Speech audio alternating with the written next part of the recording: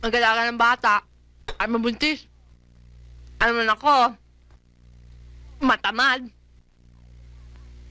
Ayaw mag-aral. Masipag lang ako sa lalaki. Ang ibig mo sabihin, hindi ka nagtrabaho magmula ng... paano ka nabubuhay? Dami lalaki dyan. Sayang lang ang mukhang to. Hindi mo na yata natatandaan eh. Tayong dalawa magkalaban sa Miss Graduating Class nung high school. Kung hindi lang ako nasipa eh, malay mo.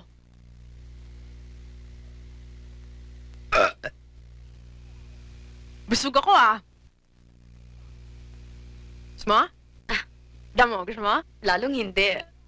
Uy, ang ganda nito ah. Natatandaan mo ba noon? Madalas tayong magpalitan ng damit at gamit. Madalas tuloy tayo magpagkamalan para sa isa't isa.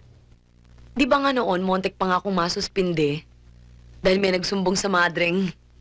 Nakita daw akong may kasamang lalaking pumapasok sa...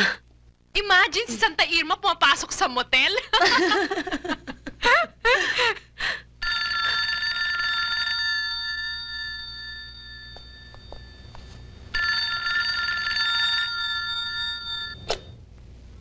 Hello? Hello? Nasaan ba yung asawa mo? Ha? Mama, hindi ba sinabi na sa inyo ng katulong na wala dito si Raulio? Nasa... Wala akong pakialam kung anong sabi ng katulong nyo, ha?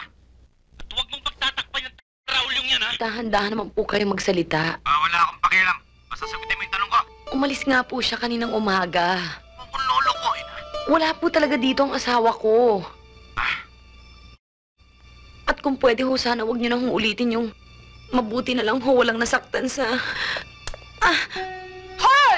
Kung sino ka huwag ka nang makatawag-tawag ulit dito, ha? Ano ka, bakla? Pinapatulan mo yung babaeng walang kalaban-laban? Sige! Patulan mo ako! Lalasasin ko yung mo! Bakla! Ganyan ang dapat sa eh. Yan lang ang naiintindihan nila. Alam mo, Irma, kailangan, pag bastos ang kausap mo, bastos ka rin! Tingnan mo!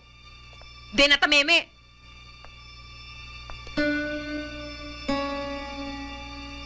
Irma, may atraso bang mister mo?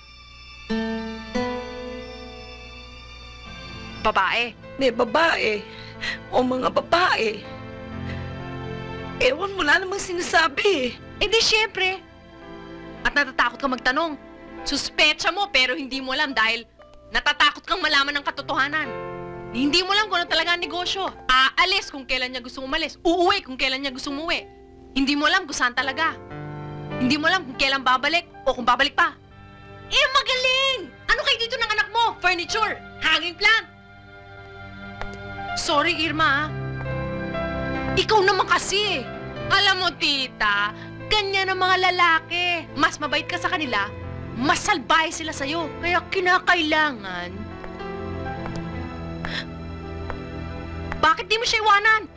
Excuse me, pinanganak nga palang martir, kaya paborito ng madre noon.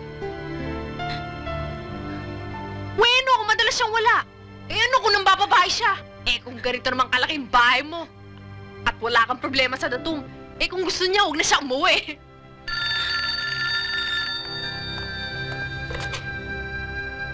Hello? Hello? Pwede ko ba makausap si Jerry Santos? Wrong number ho. Wala hong Jerry Santos dito. Saan nga si tita? Doon.